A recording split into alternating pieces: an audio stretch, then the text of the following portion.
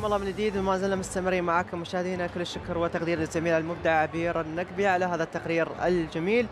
ودائما زملاء الاعزاء اكيد مثل ما قالت زميلتي عليا انهم يتجولون ويحضرون الورش ويعودون دائما لنا بتقارير جميله ومبدعه. مشاهدينا، يتألق في معرض الشارقة الدولي للكتاب نخبة من الشخصيات الثقافية المميزة اللي كانت لهم بصمة مؤثرة في حياة الآخرين، سواء من خلال كتاباتهم أو المحاضرات اللي يقدمونها. يسعدنا اليوم نستضيف في استديو صباح الشارقة في معرض الشارقة الدولي للكتاب الدكتور أحمد عمارة، استشاري الصحة النفسية والطاقة الحيوية، أحد الضيوف اللي تألقوا في المعرض هذا العام. راح يحدثنا إن شاء الله عن تجربته الحافلة بالانجازات. صباح الخير دكتور وحياك الله ويانا. خير، يا اهلا بك، ربنا يخليك. يعطيك العافيه دكتور. يعطيك العافيه دايما. الله يسلمك. تسمعني دكتور؟ صباح الخير. مش سامعك، انا سوري مش سامعك، بس انا سامعك كده. اوكي نحاول نعلي صوت. يعني ايوه.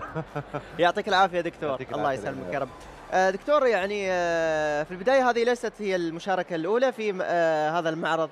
نتحدث عن المشاركه هذا العام وكذلك انطباعك يعني بالمعرض. فرق ما شاء الله ما بين المره اللي فاتت والمره دي بجد في الكواليتي اللي حاصل، في ما شاء الله حجم كمان المعرض وحجم القاعات الموجوده. يعني انا حاسس ان سرعه التطور حتى بصفه عامه في الامارات ما شاء الله عليها رائعه جدا.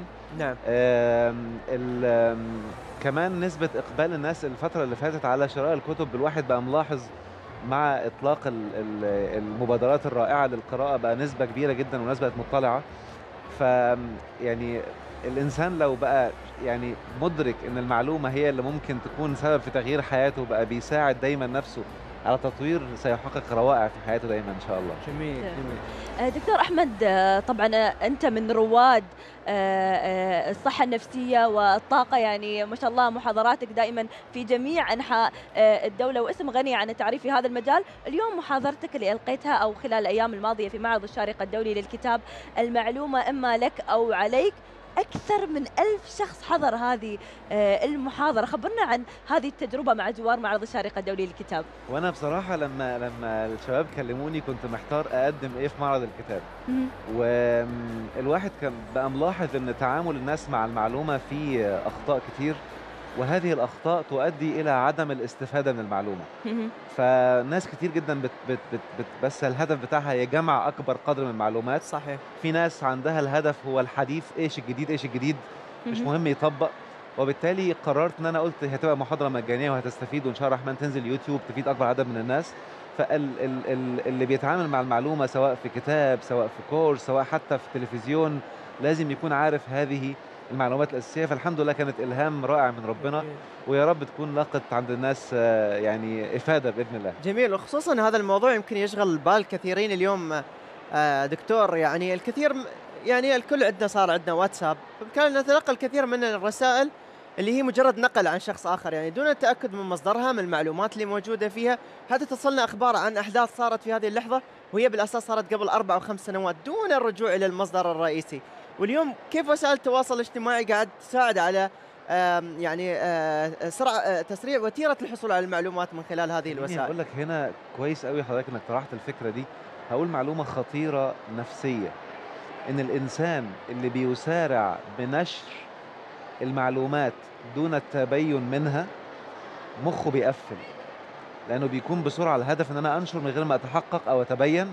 صحيح. فالشخص اللي بيعمل كده هتلاقيه في حياته الأهداف والطرق الوصول ليها مش واضحة عنده، فدايما في مشاكل، ومهما يقع في مشكلة لن يستطيع أن يظهر له أو مش هيبان له الخروج منها. نعم. فمهم جدا يعني أمر التبين مش بس فقط إن أنا أكون بحمي أشخاص آخرين، لا بالعكس، ده أنا بحمي نفسي وبخلي ذهني دايما حاضر، فالبيان عندي بيكون عالي وبالتالي أستطيع أرى أهدافي وطرق الوصول لها بمنتهى السهولة.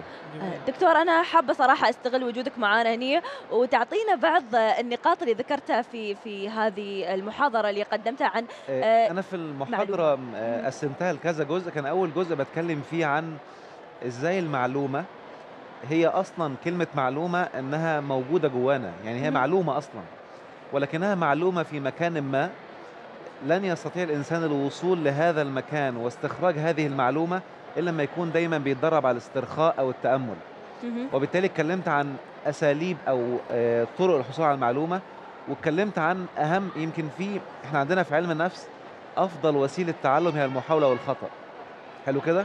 ولكن في معلومه تانية انا اضفتها في المحاضره دي، ان في حاجه تانية اهم من المحاوله والخطا، هي الالهام. ان الالهام بيخلي الانسان يطلع المعلومه بيور، نقيه من الداخل. وحتى في ايه قرانيه بتقول واتاكم من كل ما سالتموه. فربنا آتانا بالماضي، آتاكم بالماضي من كل ما سألتموه. فأي سؤال إحنا أوتينا الحل بتاعه. نعم. وإن تعدوا نعمة الله لا تحصوها. فكله موجود جوه. حتى علماء النفس الآن بيقولوا إن كل الإجابات موجودة بالداخل. مهم إنك تقعد مع نفسك وتتأمل لكي تستطيع اكتشاف هذه الحلول. فاتكلمت بالتفصيل بقى إزاي تعرف تحصل على المعلومات والهدف منها، وبالتالي تعرف بسهولة توصل لطرق أساسية للحصول على المعلومة. نعم. جميل. دكتور، ذكرت ان التلقين يعني من الوسائل الخطره، واليوم حتى يمكن قبل على يعني الاجيال السابقه كان في تلقين في الموضوع وخلاص كان، ولكن اليوم عقليه الطفل وعقليه الانسان تغيرت مع متغيرات الحياه. فنتكلم اليوم عن الاساليب المبتكره في عمليه التعليم وتلقي المعلومات. هو للأسف أسوأ وسيلة تعليم هي التلقين. وتم اكتشاف ذلك من زمان، والآن المدارس في العالم كله غيرت الطريقة.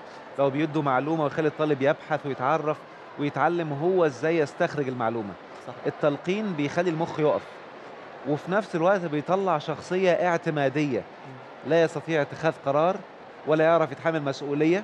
عشان كده في الأجيال اللي تلقت علمها بالتلقين هتلاقيه لما يتحط في مشكلة يصاب بالتردد، يصاب بالقلق والخضة، يعني محتار مش عارف يتصرف لأنه متعود ياخد التلقين. وده حتى في مختلف المجالات، سواء كان تعليم، سواء كان أي حاجة الإنسان بيتعامل معها. فإحنا مهم الإنسان يكون مركز، إن أنا مهم أتعلم، يبقى عندي أكثر من مصدر للمعلومة. صح. عشان أنمي عندي ملكة اختيار الأنسب، اختيار الأصح، إن أنا أسمع من طرف وأسمع من طرف آخر، وبالتالي آخد المناسب ليا. صحيح. فساعتها مخي هينضف. عشان كده بقول للناس حتة مهمة قوي، أي إنسان يطلع، لأن اللي بيتبع منهج التلقين تلاقيه دايما بيحذر من آخرين وعايزك تسمعني أنا بس. يعني حتى أيا كان هو مين بقى، فيطلع يتكلم، اوعى تسمع لده، اوعى تسمع لفلان، أنا الصح. يعني عايز ألقنك وأخليك ما تسمعش إلا مني. يخاف. فلما تلاقي حد بيعمل كده بالعكس خاف منه. اسمع من كل الناس وتعلم ازاي تاخد الصح والمناسب ليك. طب الصح ازاي بقى؟ مش لازم تكون المعلومة كمعلومة صحيحة، لا بالعكس، ممكن يكون معلومة هي الطفل صحيحة ولكن لمراهق خاطئة. فحتى حالتك كمان مع تلقي المعلومة لازم تكون عارف أنا عايز أوصل لفين. يعني دايما بقول للشباب في الكورسات إيه، لما يجي حد يسألني أنت ينصحني أقرأ كتاب، فأقول له طب بس قبل ما أنصحك هسألك سؤال، أنا خارج بعد شوية، انصحني أركب إيه؟ يقول لي أركب سيارة. أقول له شفت جواب غلط، ليه ما سألتنيش أنا رايح فين؟ أنا طالع الدور ال11. يقول لي اركب اسانسير. اقول له شفت لما تحدد انا رايح فين تعرف معلومه صحيحه. يا سلام. صحيح. دكتور احمد، يمكن الحين معلومه او نقطه جدا مهمه، واحنا من خلال معرض الشارقه الدولي للكتاب نلاحظ هاي النقطه.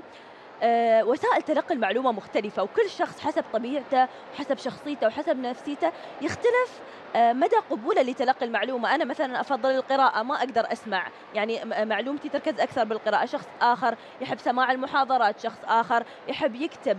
فيمكن هالامور كلها انا لاحظتها ووفرتها او متوفره خلال معرض الشارقه الدولي للكتاب من خلال الكتب المطروحه والمحاضرات ايضا، وهي ايضا اللي وفرتها من خلال اكاديميه عماره. لاحظناها في دورات مجانيه من خلال الموقع، في دورات متخصصه اكثر، في وسائل تعليميه مختلفه، في مقالات، في محاضرات. خبرنا اكثر عن اهميه اكتشاف الشخص لطريقته في تلقي المعلومه. ما هي ده سؤال مهم جدا ما شاء الله عليكي. هو كل انسان بحسب التعود عليه بيبدا يبقى وسيله التلقي عنده اعلى فيما اتعود عليه في الفتره اللي فاتت.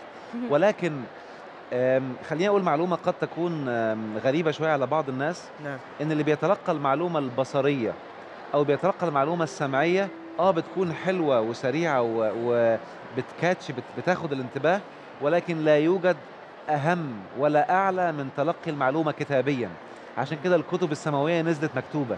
صح. لان المعلومه المكتوبه بتخلي الشخص يقراها بعينيه ويتخيل صورة هو بيضعها أعلى، ممكن تكون أعلى. لو أنا عملتها فيلم أنا بحجم الخيال بتاعه، بحجم الوعي بتاعه. فلما يقعد يتخيل صورتها ويتخيل حتى الموقف بتاعها بيبقى استيعابها اعلى بكثير مما لو كانت مصوره او مسموعه. وبالتالي مهم ان انا اكون واعي اني انوع، لو لقيت نفسي اميل لجانب معين احاول ادخل جوانب تانية صح. وادرب نفسي عليها. برضو بعض الناس يبقى مش متعود يقرا فيروح يقرا كتب كبيره، بقول له لا، اقرا قصه صغيره، اقرا حاجه شيقه تثير فضولك فتبقى انت عايز تعرف، فتنمي عندك الملكه دي. صحيح صحيح. وهذا يمكن اليوم فيها اسلوب من الذكاء يعني، وخصوصا اليوم الكثير من الكتاب صار عندهم نوع من الابداع، يعني اختيار حتى المفردات، الكلمات اللي نفس ما اذكر في اللغه العربيه قبل، فيها حس، رائحه، وفيها معنى، وفيها منظر، يعني حتى فيها بصمه. صح، وفيها بصمه. فبالتالي اليوم يعني اتوقع حتى طريقه الكتابه اليوم اختلفت عن السابق. يمكن وعشان كده توافقني. فعلا، عشان كده حتى في الترجمات احنا في المعلومات النفسيه بنقول ايه؟ الكاتب وهو بيكتب، حتى لو خدناها من ناحيه الطاقه، بتكون طاقه المعلومه ووعي المعلومه حاضره مع الكتابه بتاعته. فاللي بيتلقى مش بيتلقى بس كتابه، بيتلقى وعي للقارئ. لما يحصل ترجمه لو وعي المترجم مش زي وعي القارئ بيحصل لها ديكريزنج او بتقل. وبالتالي مهم جدا اكون وانا واعي وانا حتى بقرا اكون مستحضر حتى الكاتب وهو بيكتب كانت حالته عامله ازاي. ده هيعلي مدارك اكتر ووعي اعلى للمعلومه. جميل. جميل جدا. دكتور أحمد، أنت يمكن ذكرت أنا في البداية من رواد مجال يمكن التنمية والطاقة والصحة النفسية وغيرها. لاحظنا يمكن في الآونة الأخيرة انتشار العديد من الأشخاص، خصوصا الشباب منهم، اللي حابين يدخلون في هذا المجال لأنه يشوفون في نفسهم عندهم القدرة لإيصال المعلومة، أو عندهم الطاقة الجميلة اللي ممكن تنتشر بين الناس. شو تنصحهم خصوصا الشباب في هذا المجال؟ طيب، هنصحهم نصيحه ذهبيه، لأن الواحد شايف انتشار كبير لمجال التدريب في العالم العربي، وكأي مجال جديد الناس بتبقى حابة تدخل فيه بحماس. فالنصيحة المهمة جدا واللي قد بإذن الله لو طبقتها تعمل فرق رهيب في حياتك، أن لا تخبر أحد معلومة إلا لما تكون طبقتها وحصلت على نتائجها. يا سلام. لأن إحنا للأسف اتعودنا على ان انا حتى اتكلمت عنها في المحاضره، بعض حالات الناس مع المعلومات اول ما يسمعها يقوم رايح بسرعه ينصح فلان ويعلم فلان ويتكلم على فلان. اللي بيعمل كده بيجذب لحياته، بنسميها التدمير الذاتي، بيجذب لخبطه واشياء سلبيه في حياته. الصح ان انا قبل ما اعلم اي حد معلومه، قبل ما انقلها له، مهم اطبقها على نفسي واحسها. لما انا اطبقها على نفسي بيحصل كذا حاجه. اول حاجه انا بستفيد من معلومه، تاني حاجه وانا بحكيها لشخص اخر وعي بيها بيعلى، فبكتشف اثناء التعليم الالهامات اكتر، وبالتالي صحيح. بتضيف لي في حياتي اعلى. صحيح. واتوقع هذه نقطة جدا جدا مهمة، ويا ريت الكل يطبقها على نفسه، خصوصا هذه الايام. شكرا لوجودك معنا دكتور، اتمنى لك التوفيق دائما وشرفنا في الاستديو. الله يسلمك يا رب، يعطيك العافية. كل الشكر وتقدير مشاهدينا للدكتور احمد عمار، استشاري الصحة النفسية والطاقة الحيوية. اذا مشاهدينا انتقل الى الزميلة امل محمد المتواجدة امام احد دور نشر او الاقسام اللي موجودة في معرض الشارقة الدولي للكتاب. الكلمة لك.